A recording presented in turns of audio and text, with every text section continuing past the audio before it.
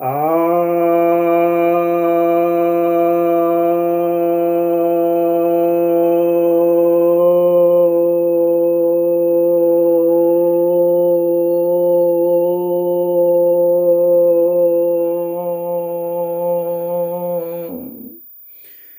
सभी भक्तजनों को सप्रेम नमन। भक्तों, आज मैं आपके समक्ष श्रीमद् भगवद गीता के 12वें अध्याय, जिसे कि भक्ति योग भी कहा जाता है, के 18वें श्लोक पर प्रवचन करने जा रहा हूं। श्री भगवान उवाच, भगवान कहते हैं, समः शत्रो च मित्रे च तथा मान अपमानयोः शीतोष्ण सुख दुखेषु समः संग विवर्जितः। अर्थात शत्रु और मित्र, मान और अपमान में जो समान रहता है, शीत और उष्ण, दुख और सुख में जो समान होता है, और जिसने संग अपना त्याग दिया है, यह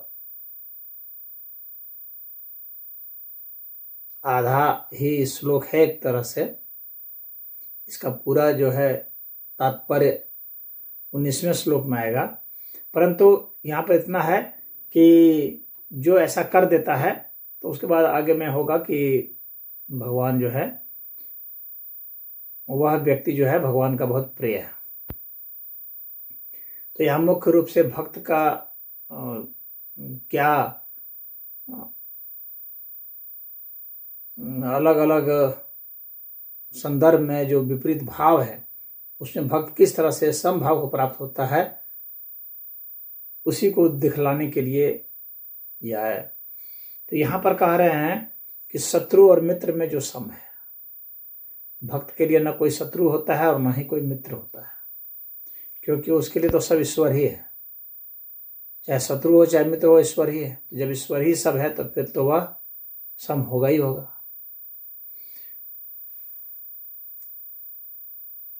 और मान और अपमान, ये दोनों भी जो हैं, उन्हीं के लिए ज़्यादा महत्व रखते हैं जिनके भीतर में अहंकार कूट कूट करके भरा हुआ है, और जिन्हें इस संसार से आसक्ति है, संसार के पदों से आसक्ति है, धन से आसक्ति है, जन से आसक्ति है, और उसी के कारण, उसी के संदर्भ में ऊंचा नीचा बड़ा छोटा सोचते रहते हैं। उन्हीं के लिए मान और अपमान होता है।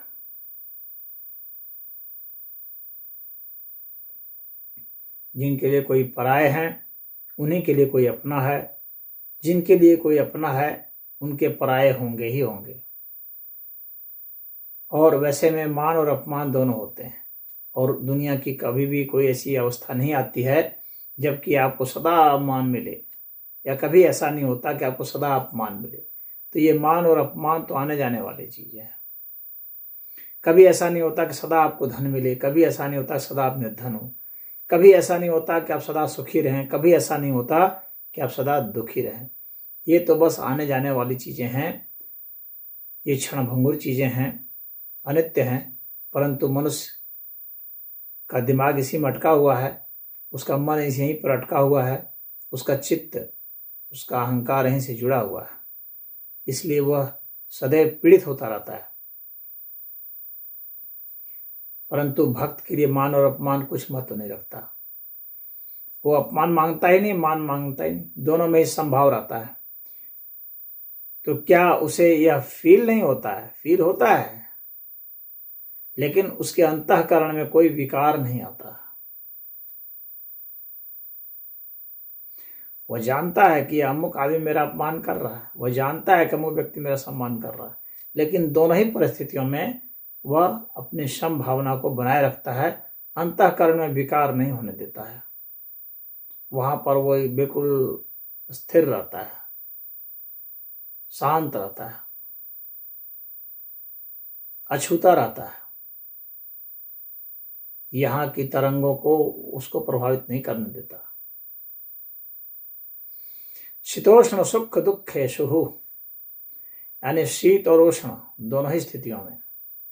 यहाँ पर जो शीतोष्ण है तो या तो जो शीत का और उष्ण का जो संबंध है, जो संसर्ग है, उससे जो हमारे को संवेदना मिलती है वह तो सिर्फ त्वचा इंद्रिय से मिलती है। तो यहाँ पर क्या सिर्फ त्वचा इंद्रिय की बात करना चाह रहे हैं? तो नहीं, यह तो एक संकेत है, एक प्रतिनिधित्व है। हमारी बाकी जो इंद्रियां हैं, जैसे दृष्टि की है, चाहे सुनने की है, चाहे गंध की है या रस की है, ये सभी इसमें शामिल है। वो प्रतिनिधित्व त्वचा कर रही है, क्योंकि त्वचा में ठंड और गर्म इसका एहसास होता है। ये ठंड और गर्म भी जो है एक तरह से कंपैरेटिव है। आप ऐसा कीजिए कि एक तापमान लीजिए, एक बाल्टी में पानी गर्म कीजिए, एक बाल्टी में पानी ठंडा रखिए। अब गर्म बाल्टी में थोड़ा उसमें हाथ डालेंगे तो बहुत आपको गर्म लगेगा। अब क्या कीजिए कि आप ठंडे बाल्टी में पानी हाथ डालिए, फिर गर्म बाल्टी में डालिए, तो आपको उतना ठंडा नहीं लगेगा, जबकि उसमें तापमान तो उतना ही है। तो हमारी जो संवेदना है वह स्थिर हो जाती है, क्योंकि हमने पहला जो हाथ जो डाला था इसमें ठंडा है, तो ये जो टेम्परेचर इसका डाउन हो गया था। अब जब उसमें डालते हैं फिर ये टेम्परेचर पहले न्यूट्रलाइज होगा तब तो होगा। ऐसा बहुत लोग जो खेल तमाशा दिखाते हैं या सिद्धि की बात करते हैं, ओझा सोखा बनते हैं, तो वे लोग इस ड्रामा को करते हैं, लोगों को भरमा देते हैं। लोग सोचते हैं बहुत सिद्धि महात्मा है। करते क्या है कि जलते हुए खौलते हुए कढ़ाई में, इसमें कि दूध खौल रहा, खीर बन रहा है, तो उसी में वो हाथ डालते हैं और निकालते हैं, तो उनका हाथ जलता नहीं है। तो होता ये है कि वे पहले खूब नहाते हैं। जब नहाते हैं तो तापमान तो गिर जाएगा शरीर का, लोग इस पर ध्यान नहीं देते हैं। जब तापमान शरीर का गिर जाता है तब आप उसको निकालेंगे तो कुछ नहीं होगा। तो ये टेम्परेचर डिफरेंस का खेल है, ये फिजिक्स का नियम है, इसमें कोई चमत्कार जैसे कोई बात नहीं है। तो शीतोष्ण, शीत और उष्ण जो है यह तो तापमान के अंतर से है। ये हमारी संवेदना तापमान को महसूस करती है, परंतु क्या वो संवेदना जो हमारा मस्तिष्क महसूस कर रहा है, क्या वो अंतःकरण तक पहुंच करके विकार उत्पन्न कर रहा है? तो अंतःकरण तक विकार उत्पन्न नहीं कर सके, इस तरह की अवस्था योगी में होती है।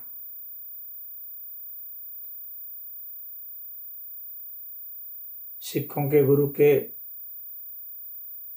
जो पुत्र थे, उनको जलते हुए कढ़ाई में औरंगजेब ने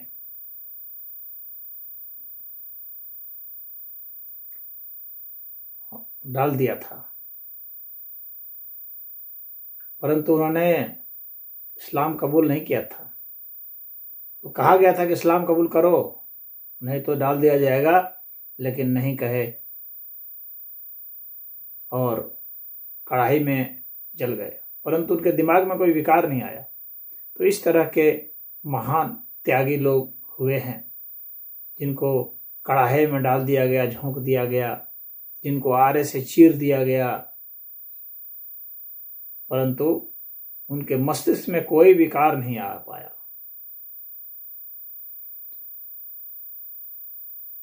रैदास जी को डाल दिया गया था जेल में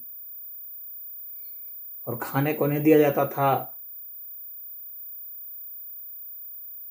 इब्राहिम लोदी ने कहा कि पहले इस्लाम कबूल करो तो खाना मिलेगा। फिर संत रविदास जी कहे कि इस्लाम कबूल नहीं करेंगे, हमें तो वेद पर विश्वास है, हमें मरना मंजूर है, इस्लाम मंजूर नहीं। तो सुख और दुख ये तमाम परिस्थितियां आती हैं, लेकिन संत उससे परे होते हैं। उनके दिमाग में कोई विकार नहीं आता, उनकी संकल्प शक्ति काफी दृढ़ होती है और आस्था बहुत प्रबल होती है। सुख और दुख क्या है, अनुकूल और प्रतिकूल परिस्थितियां हैं जो हमारा मन अनुभूत करता है,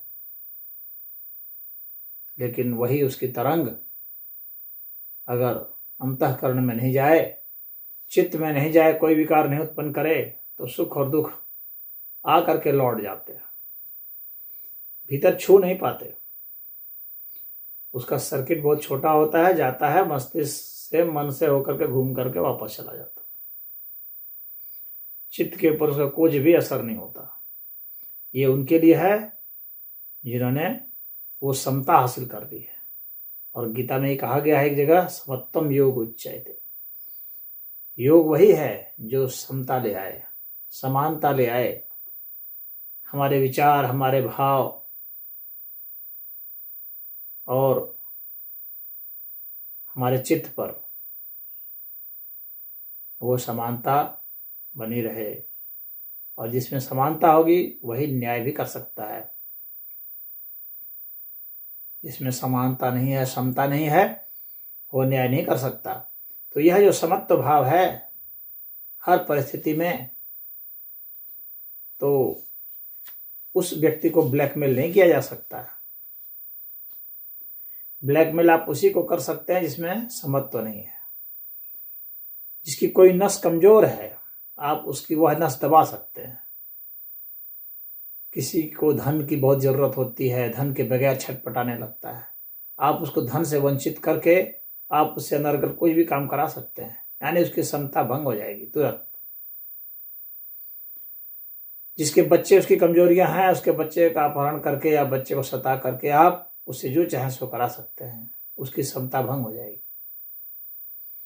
जिसकी पत्नी कमजोरी है, जिसकी प्रेम का कमजोरी है, माता पिता कमजोरी हैं, तो वहां से उसे तोड़ा जा सकता है, उसे अनर्गल काम कराए जा सकते हैं। परंतु वास्तविक जो ईमानदार व्यक्ति है वो वही होता है कि आप कुछ भी करके उसे अनर्गल नहीं करा सकते, क्योंकि उसके लिए ये सब मायने ही नहीं रखते हैं। आप कुछ भी करेंगे उनके दिमाग पर कोई असर नहीं होने वाला। जो न्याय संगत है वही करेगा। तो ठंडा हो या गर्म हो, सुख हो या दुख हो, लाभ हो या हानि हो, जय हो या पराजय हो, निंदा हो या स्तुति हो, हर स्थिति में वह सम रहता है। और संग विवर्जितः, तो ये जो संगपन है, आसक्ति है, इसका अपने आप त्याग हो जाता है। तो पहले विरक्ति हो जाती है संसार से। जब विरक्ति होती है तो आसक्ति छूटती चली जाती है और अंत में विरक्ति भी खत्म हो जाती है। परमात्मा के प्रति अनुरक्ति, भक्ति वो प्रबल होती चली जाती है।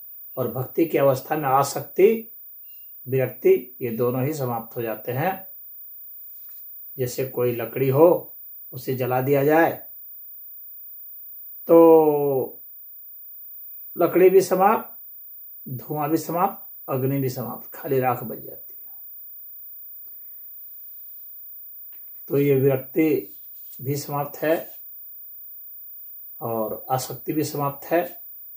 तो ये संग विवर्जित हो जाता है, संग समाप्त हो जाता है और रह जाती है अनन्य शुद्ध भक्ति। तो यह शुद्ध भक्त के कौन कौन से कैसे कैसे गुण चरित्र व्यवहार होते हैं उसके विषय में, और कैसे भाव होते हैं उसके विषय में भगवान बता रहे हैं।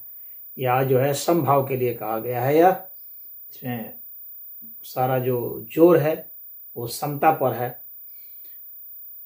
और भक्त में समता इसीलिए होती है क्योंकि भगवान के सिवाय कोई अस्तित्व मानता ही नहीं है, तो समता होनी ही है। विषमता तो उसी में होती है ना जिसके लिए अन्य अस्तित्व भी होते हैं। जिसके लिए अन्य अस्तित्व होते ही नहीं है उसके लिए विषमता होती ही कहाँ है? उसके लिए कोई विषमता नहीं हो सकती है। तो इस श्लोक में इतना ही। ओम।